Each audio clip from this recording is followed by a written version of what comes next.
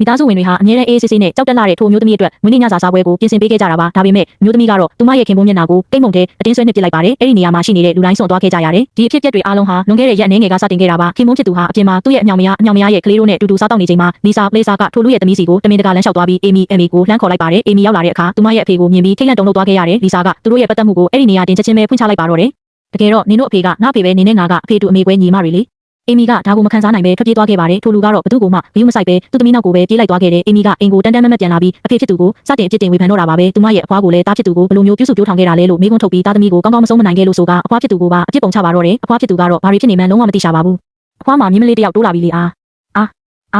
မလေးပြအဲ့ဒါကလည်းသမီးနဲ့အသက်တူတူပဲ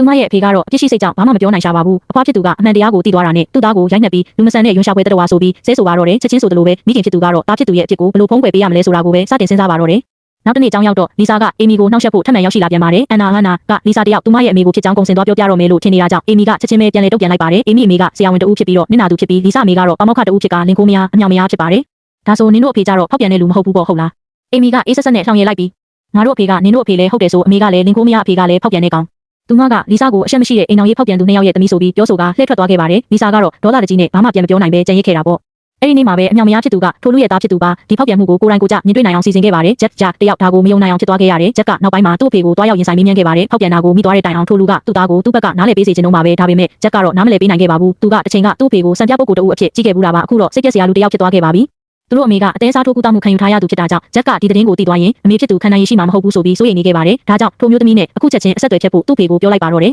ကြိုက်တာချင်းတူတောင်မှကလေးရှိနေပြီပဲသမီးလေးရဲ့သားနဲ့လည်းအသက်တူတူပဲဂျက်ကတော့ထိတ်လန့်တုန်လှုပ်စွာနဲ့သူ့အဖေကိုစိုက်ကြည့်ရင်ရက်နေခဲ့ပါတယ်သူယွန်းရှာမအီမတာဖြစ်မိသွားတယ်အေမီကလည်းငြိမ်မနေနိုင်ပဲ